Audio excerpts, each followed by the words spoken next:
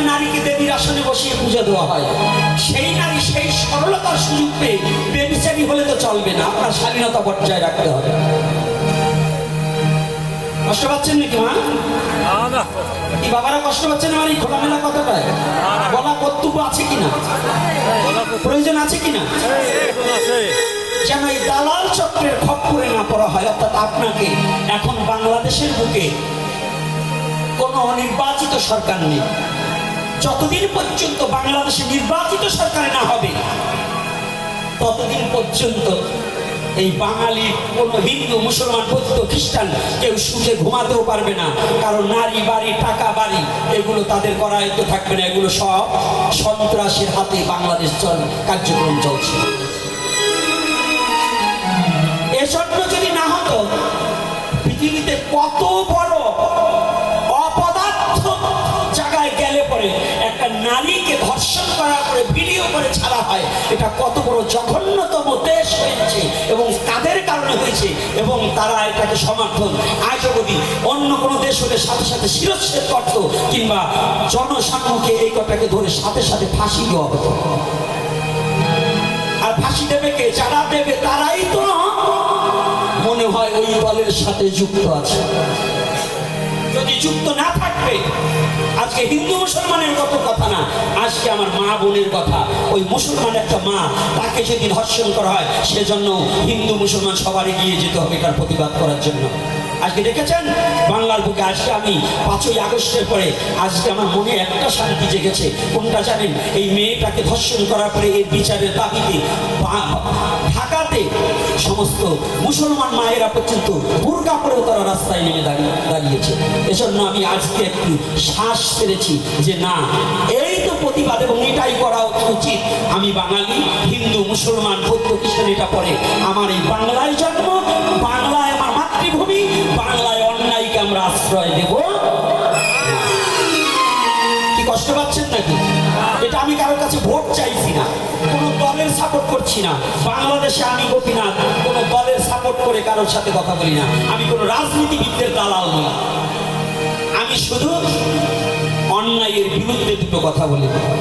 তবে কোনো মুসলমানকে আমি ভয় পাই না। কেন ভয় পাবো? তারা আমাকে যতটা সাহস যোগায় এবং মুসলমান বাবারা আমার সাথে ফোনে কথা বলে যে বাবা আপনি যে কথা বলছেন সত্য। কিন্তু আমাদের এই কিছু মূর্খ হিন্দু আছে দালাল, এই দালালগুলো আর আমাকে ভয় ভীতি দেখিয়েছে, অনেক দালালগুলো। কারণ ওরা নিজের কয়েকদিন পরে নিজের মেয়েকে যখন নিয়ে ধর্ষণ করবে সেদিন ওদের কিছু হবে না, কারণ ওদের অভ্যাস হয়ে গেছে। এই দালালগুলোকে বলে যেতে চাই দালালিটাকে পরিত্যাগ করুন। কোনো দলের দালালি করবেন না যদি সনাতনী হয়ে থাকে। দালালি বাদ দেন, আপনি নিরাপদে থাকবেন। আর দালালি করছেন, যে দলের দালালি করবেন ওই দল চিরদিন থাকবে না, আর গুঁতো খেতে হবে, মার খেতে হবে। আপনি দালালি বাদ দিয়ে শক্ত হাতে দাঁড়িয়ে যান। আমরা কোনো দলের দালালি করব না, আমি নিজ ক্ষমতায় আমরা পথ চলতে চাই। যে দল ক্ষমতায় আসুক, আমাকে যে নিরাপদে রাখবে, আমার মা বোনকে আমার জাতিকে যে নিরাপদে রাখবে, আমি তার সমর্থন করব। না হলে কোন সন্ত্রাসী দলের কোনো আমরা সমর্থন করব না। নাকি রাধে রাধে? কি একমত কি আপনারা? কারা একমত? হাত তুলুন। একমত আছেন তো? জয়নি তাই। অন্যায়ের প্রতিবাদ যে দলের করুক সে অন্যায়কারী, সন্ত্রাস যে দলের করুক সে সন্ত্রাস, সে কোনো দলের নয়। যে ধর্মের লোক সন্ত্রাসী করুক সে সন্ত্রাস, সে কোনো ধর্মের নয়। কি বাবা, আমার অনেক মুসলমান বাবা আছেন, যদি কোনো হিন্দু ব্যক্তি সন্ত্রাসী করে সে কিসের হিন্দু? ও সন্ত্রাস। যদি কোনো মুসলমান সন্ত্রাসী করে সে সন্ত্রাস। আমরা সন্ত্রাসের প্রতিবাদী হব, আমরা জুলুমের প্রতিবাদী হব, আমরা অন্যায়ের প্রতিবাদী হব। আমার ধর্ম যেখানে সুরক্ষা পাবে তার সমর্থন করব।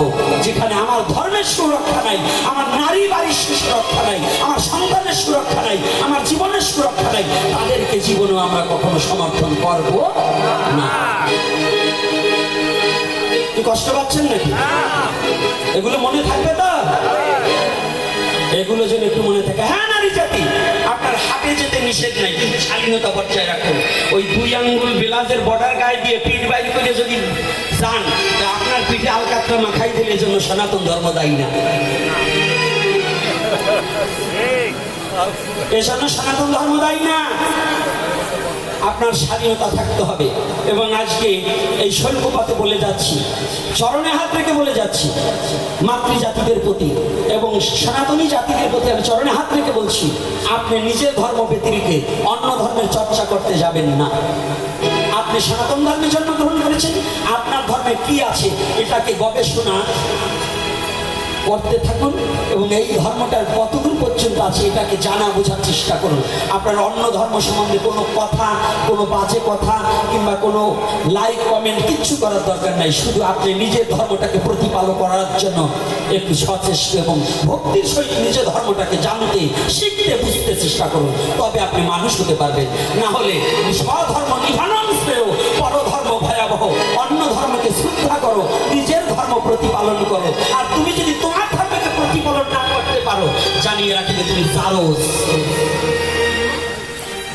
তুমি সনাতন ধর্মে জন্মগ্রহণ করে নিজের ধর্মকে যে শ্রদ্ধার সহিত ভালোবাসতে না জানে সে জারজ, তার জন্মের ঠিক।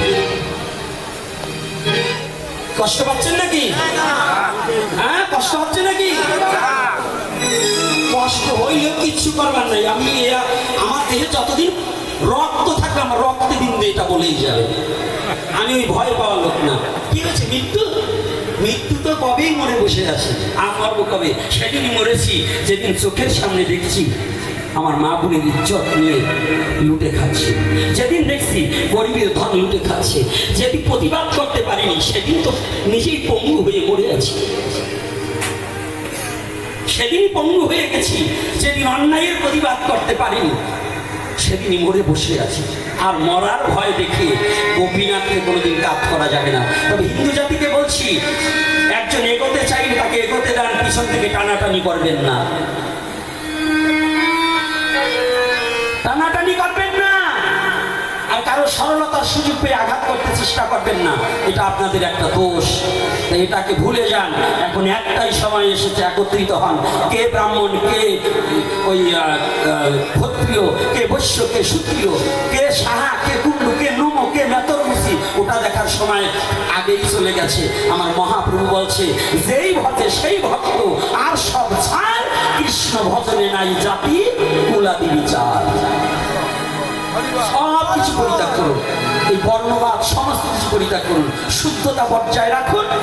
শুদ্ধতা বজায় রাখলে কোনো সমস্যা নেই, মসজিদ বাড়িও জল গ্রহণ করা যাবে।